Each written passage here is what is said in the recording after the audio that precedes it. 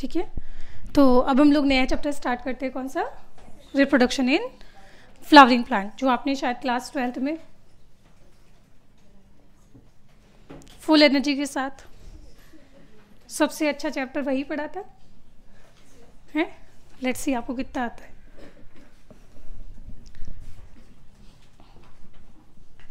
तो चैप्टर शुरू करते हैं। कौन सा? क्लास 12th का chapter reproduction in flowering plant.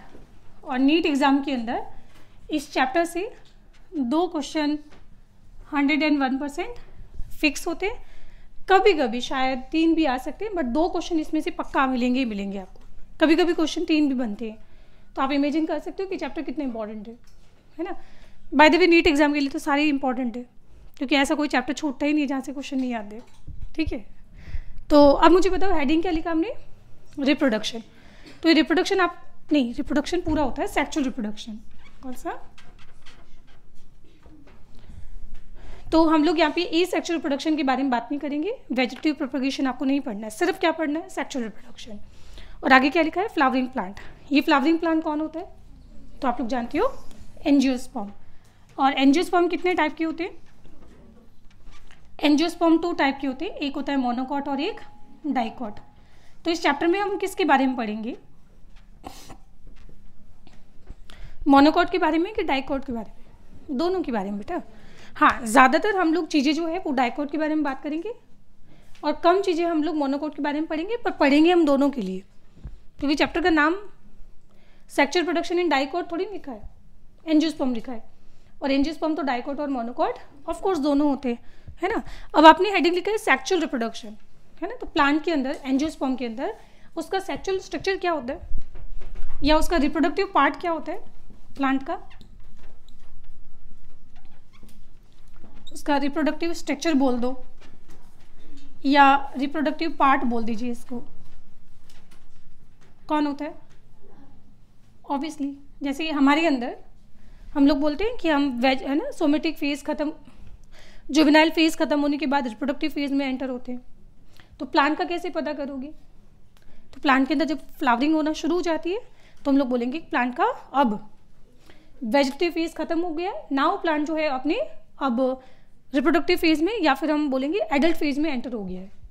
ठीक है, तो इसमें रिप्रोडक्टिव स्ट्रक्चर कौन होता है? जैसे हमारे अंदर हम टेस्टिस और ओवरी के बारे में बात करते हैं, तो प्लांट के टेस्टिस और ओवरी कहाँ पे होते हैं? उसके फ्लावर्स में होते हैं।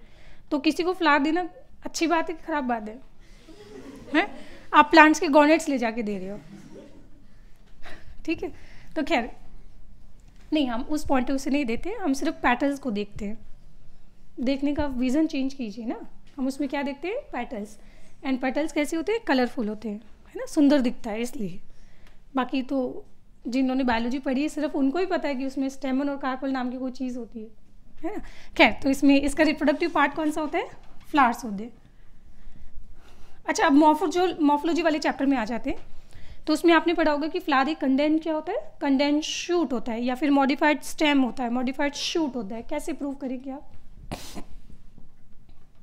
दिस इज मॉडिफाइड स्टेम बोल दीजिए, या फिर इसको आप कंडेंस्ड शूट बोल दीजिए। चलो पहले फ्लावर का डायग्राम बनाते हैं, फिर प्रूव करने की कोशिश करते हैं। तो पहले फ्लावर में जहाँ से गुलाब को आप पकड़ के देते हो, तो गुलाब को जहाँ से पकड़ा जाता है उसको क्या बोला जाता है? स्टॉक को पैडिसिल बोला जाता है। और आपने देखा है कि इस पैडिसिल का जो टिप वाला जो पार्ट है वो आपको स्वॉलन दिखाई दे रहा है, और इस स्वॉलन पार्ट को हम थैलेमस या फिर रिसेप्टिकल बोलते हैं। यहाँ तक किसी को परेशानी? अब इसमें जो सबसे आउटर मोस्ट जो वर्ल्ड होता है, जो आपको हरा दिखाई देता है, और इनको हम क्या बोलते हैं? सेपल्स बोलते हैं। और सारे सेपल्स को मिला के हम क्या बोलते हैं? यहाँ पे कैलिक्स बोलते हैं, है ना। सारे सेपल्स को मिला के क्या बोलते हैं? कैलिक्स। अच्छा, सेपल्स का काम क्या होता है? ये तो हरे होते हैं ना, और ग्रीन होने से क्या फ़ायदा है? फोटोसिंथेसिस। मार खाओगे बेटा, फोटोसिंथेसिस तो बाकी लीफ कर रही है ना, इसका काम नहीं होता है। आपने गुलाब की कभी कली देखी है? कोई भी फ्लावर जो बर्ड फॉर्म में देखा है? तो आपने देखा होगा सेपल उसको पूरा कवर करके रखते हैं। तो सेपल्स का काम होता है protection of flowering bird. Sepals का काम क्या होता है? प्रोटेक्शन ऑफ फ्लावरिंग बर्ड, लिख लेना। और फिर उसके बाद में फ्लावर्स को कलर कौन प्रोवाइड करता है? तो कलर प्रोवाइड करते हैं कौन? पेटल्स। और सारे पेटल्स की वर्ल्ड को क्या बोलते हैं? कोरोला बोलते हैं। क्या ज़रूरी है कि पेटल्स हमेशा कलरफुल होंगे? नहीं। जहाँ पे पॉलिनेशन हवा के थ्रू या फिर पानी के थ्रू होता है, मतलब जहाँ पे इंसेक्ट को अट्रैक्ट ही नहीं करना है, तो वहाँ पे पोलन जो आपको कलरफुल, मतलब पेटल्स आपको कलरफुल नहीं दिखाई देंगे। बेटा हम गेहूँ के खेत में और चावल के खेत में जाके कभी फ़ोटो नहीं खिंचवाते हैं, क्योंकि वहाँ पे फ्लावर जो होते हैं वो कैसे होते हैं? पेटल, क्योंकि उनमें गेहूँ और चावल दोनों में होता है विंड पॉलिनेशन। सरसों के खेत में जाके सभी फ़ोटो खिंचवा दे, क्यों? क्योंकि वहाँ पे इंसेक्ट के थ्रू पॉलिनेशन होता है। तो आप ये बोलोगे कि पेटल्स आपको कलर्ड सिर्फ तभी दिखाई देंगे जब एनिमल के थ्रू, है ना, क्या हो रहा है? पॉलिनेशन हो रहा है। हवा और वाटर के थ्रू होने वाली पॉलिनेशन में कभी भी पेटल्स आपको कलर्ड नहीं मिलेंगे। कोई परेशानी नहीं? तो ये नहीं बोलना कि पेटल्स ऑलवेज कलर्ड होते हैं, गलत है ना। अब उसके बाद यहाँ पे जो मेल पार्ट होता है उसको आप क्या बोलते हो? एंड्रोशियम। और एक सिंगल यूनिट क्या हो जाएगा? स्टेमन, है ना। और सारे स्टेमन को मिला के क्या हम बोलते हैं? एंड्रोशियम, है ना। और इसमें जो फीमेल पार्ट होता है, तो फीमेल में तो आप जानते हो कि ये स्टिग्मा होती है, स्टाइल होती है, और फिर ये यहाँ पे ओवरी दिखाई दे रही है। तो ये वाला पार्ट क्या हो गया? दिस इज कार्पल, या जिसको आप बोलते हो पिस्टिल। और सारे कार्पल पिस्टिल को मिला के हम क्या बोलते हैं? गाइनोशियम। तो ये वाला पार्ट हो जाएगा दिस इज गाइनोईशियम। और स्टेमन सभी मिला के क्या बोलेंगे? इसको बोला जाएगा एंड्रोईशियम। ठीक है, कोई परेशानी? पर मॉर्फोलॉजी में हम कभी कभी पढ़ते हैं कि कभी कभी आपको सेपल और पेटल कभी फ्यूज अलग अलग नहीं मिलेंगे। आपको लगेगा सेपल और पेटल दोनों फ्यूज होकर एक ही वर्ड बन गया, जिसको हम क्या बोलते हैं? टेपल्स। ऐसा आप कहाँ पढ़ते हो? लिलिएसी फैमिली में, है ना। प्याज, लहसुन, लिली, एस्पेरेगस और एलोवेरा और ग्लोरियस, ट्यूलिप, आसपास एक अकेला कोच। ठीक है, तो हम लोग बोलेंगे कभी कभी, जैसे लिलिएसी हो गया फैमिली में, आपको सेपल्स और पेटल्स ये दोनों क्या हो जाते हैं? यहाँ पे हो जाते हैं फ्यूज्ड। और इनके फ्यूज होने से एक नया वर्ल्ड डेवलप होता है, जिसको क्या बोलते हैं? टेपल। और फिर टेपल के वर्ल्ड को क्या बोलते हैं? टेपल के वर्ल्ड को बोलते हैं पेरिएंथ। क्या बोला जाएगा? पेरिएंथ। ठीक है, जैसे आप सेपल्स के वर्ल्ड को कैलिक्स, पेटल्स के वर्ल्ड को कोरोला, तो वैसे ही टेपल्स के वर्ल्ड को क्या बोलते हैं? और ऐसा कंडीशन आपको कहाँ पे मिलेगा? Example Liliaceae family.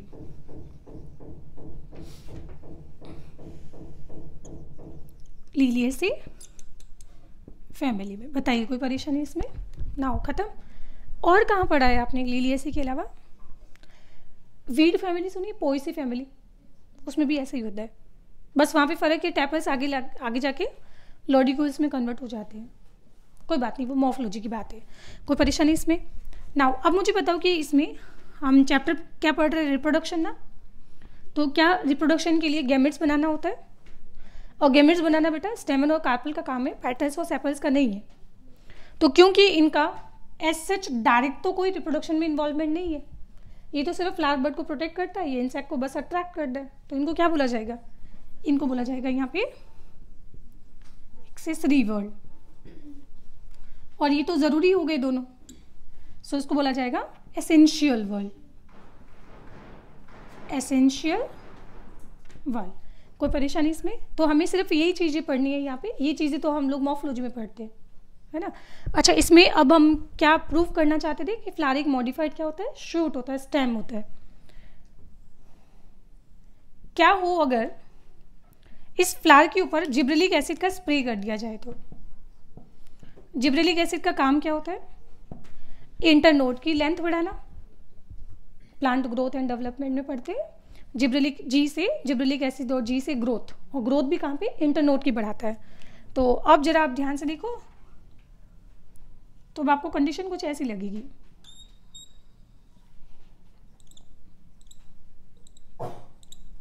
तो ये आपको क्या दिखाई दे रहे हैं? 4 नोड दिखाई दे रहे हैं। इससे मुझे बताओ कि सबसे बाहर वाले नोड से क्या निकला? सेपल।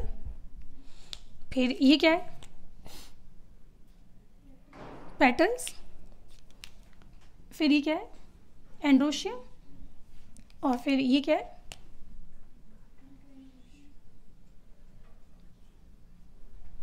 गाइनोशियम। तो जिब्रेलिक एसिड का स्प्रे करने पर क्या प्रूव हुआ कि चारों के चारों वर्ल्ड 4 डिफरेंट नोड से ओरिजिनेट हो रहे बेटा, जबकि यहाँ पे आपको एक झूठा फॉल्स ओपिनियंस आपको ऐसा लग रहा होगा कि चारों वर्ल्ड एक ही नोड से ओरिजिनेट हो रहे हैं, जो सत्य नहीं है बेटा। ये चारों 4 अलग नोड से ओरिजिनेट होते हैं।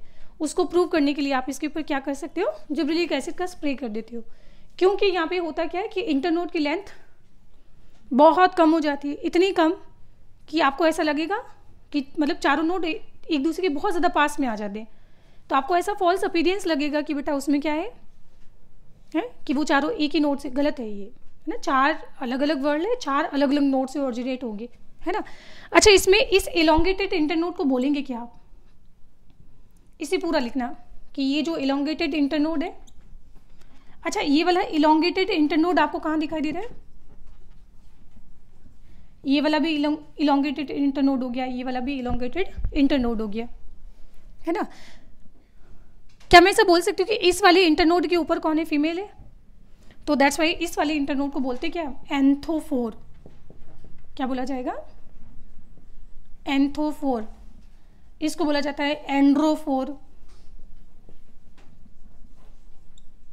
और इसको बोला जाता है गाइनोफोर। ओ सॉरी, उल्टा बोल दिया, दिस इज गाइनोफोर, गाइनोफोर, और इसको बोला जाएगा एंथोफोर। वैसे बायोलॉजी में 4 का मतलब क्या होता है, होल्डिंग स्ट्रक्चर, है ना, जैसे एंथ्रेडियोफोर, आर्किगोनियोफोर, याद आ रहा है कुछ, स्पोरेंजियोफोर, कोनिडियोफोर, एंथोफोर, है ना, गाइनोफोर, एंड्रोफोर। 4 मतलब क्या होता है, होल्डिंग स्ट्रक्चर। तो ये वाला जो इंटरनोड है ये किसको होल्ड करता है, फीमेल को, इसके ऊपर क्या है, फीमेल है ना, तो फीमेल को होल्ड कर रहा है, दैट्स वाई इसको क्या बोलेंगे, गाइनोफोर। ये वाला इंटरनोड के ऊपर कौन है, क्योंकि मेल को होल्ड कर रहा है तो इसको क्या बोला जाएगा, एंड्रोफोर, और इसको याद रख लेना कौन होता है, एंथोफोर। नीट एग्जाम में कभी अगर क्वेश्चन आ जाए ऐसा कि प्रेजेंस ऑफ एंथोफोर, एंड्रोफोर या फिर gynophore in a flower which prove that, ये सारे इंटरनोड चिल्ला चिल्ला के आपको क्या कहना चाहते हैं कि हाँ हाँ हाँ फ्लावर एक मॉडिफाइड शूट होता है, फ्लावर एक मॉडिफाइड शूट होता है। और नेचर में कभी कभी आपको ऐसा देखने को भी मिलता है, नेचुरली भी मिलता है, नहीं तो आप इसके ऊपर जिब्रेलिक एसिड का प्रूफ स्प्रे करके देख सकते हो, कोई परेशानी इसमें, ठीक है। अच्छा, आपने अभी बोला है कि फ्लावर एक मॉडिफाइड क्या होता है, शूट होता है, स्टेम होता है, स्टेम के ऊपर क्या लगती है, लीफ। तो क्या मैं ऐसा बोल सकती हूँ कि यहाँ पे सेपल, पेटल, एंड्रोशियम, गाइनोशियम ये सब क्या है, लीफ है। हाँ, इस बात पे कुछ बच्चों के पेट दर्द हो रहा होगा कि ये क्या बोल दिया, स्टेमन और कार्पल लीफ है। सही बात है, ये लीफ है, पर ये लीफ फोटोसिंथेसिस नहीं कर रही है। अब आगे जाके आप बोलते हो कि एंथर के अंदर क्या बनते हैं, माइक्रोस्पोर बनते हैं, और फीमेल में क्या बनता है, मेगास्पोर बनता है ना। तो मतलब ये ऐसे लीफ जो फोटोसिंथेसिस नहीं करेगी, वो स्पोर बनाने के लिए मॉडिफाइड हो गई, तो दैट्स वाई इनको अब क्या बोला जाएगा, स्पोरोफिल। क्या बोला जाएगा इनको, स्पोरोफिल। तो कुल मिला के यहाँ पे sepal, comma petals, comma stamen and carpel, ये सारी की सारी यहाँ पे क्या दिखाई दे रही है आपको, मॉडिफाइड लीफ दिखाई दे रही है। These are modification of leaves, या मॉडिफाइड लीफ बोल दो, एक ही बात है, ठीक है। और इसमें से अगर ध्यान से देखो तो स्टेमन आगे जाके क्या बनाएगा, ये भी स्पोर बनाएगा, और कार्पल भी क्या बनाएगा, स्पोर बनाएगा। ये स्पोर बड़े बनाएगा, ये स्पोर छोटे बनाएगा। सो दैट्स वाई हम स्टेमन को और क्या बोलते हैं, और बोलते हैं माइक्रोस्पोरोफिल, और कार्पल को और क्या बोला जाता है, मेगास्पोर बनाने वाली लीफ, मेगास्पोरोफिल। और बायोलॉजी में PHYLL कभी भी आता है तो उसका मतलब होता है लीफ, फिल मतलब लीफ। तो छोटे स्पोर बनाने वाली लीफ माइक्रोस्पोरोफिल, और बड़े स्पोर बनाने वाली लीफ कौन सी हो गई, मेगास्पोरोफिल। कोई परेशानी, ठीक है। तो अब इसके बाद चैप्टर में हम क्या शुरू करने वाले, पहले हम शुरू करेंगे यहाँ पे एंड्रोशियम मतलब स्टेमन के बारे में, है ना। तो स्टेमन का हम पूरा एंथर का ट्रांसफर सेक्शन भी देखेंगे, फिर उसके अंदर पोलन बनते कैसे वो पढ़ेंगे, फिर पोलन के अंदर मेल गैमेट्स कैसे बनते हैं वो सारा पढ़ना है, फिर पोलन का स्ट्रक्चर पढ़ना है, है ना। तो ये सारा हम पढ़ेंगे कहाँ पे, मेल रिप्रोडक्टिव सिस्टम में। फिर फीमेल पढ़ेंगे। फिर जब दोनों कंप्लीट हो जाएंगे तो उसके बाद हम पॉलिनेशन पढ़ेंगे। पॉलिनेशन के बाद हम डबल फर्टिलाइजेशन पढ़ेंगे। फर्टिलाइजेशन के बाद हम जाइगोट से एम्ब्रियो बनाएंगे तो एम्ब्रियोजेनेसिस पढ़ेंगे। फिर एम्ब्रियो कहाँ पे बनता है, सीड में, तो सीड का फॉर्मेशन पढ़ेंगे, है ना। सीड की टाइप पढ़ेंगे हम। एंड सीड कितने टाइप के होते हैं, फ्रूट सीड कहाँ पे बनती है, फ्रूट्स के अंदर बनते हैं, तो फिर हम फ्रूट के टाइप पढ़ेंगे, है ना। तो ये चैप्टर बड़ा आपको सिस्टमेटिक सीक्वेंस में दिखाई देगा, कोई परेशानी। तो इसके बाद हम शुरू करते हैं नेक्स्ट टॉपिक कौन सा, मेल रिप्रोडक्टिव सिस्टम। ठीक है, लिखे इसको।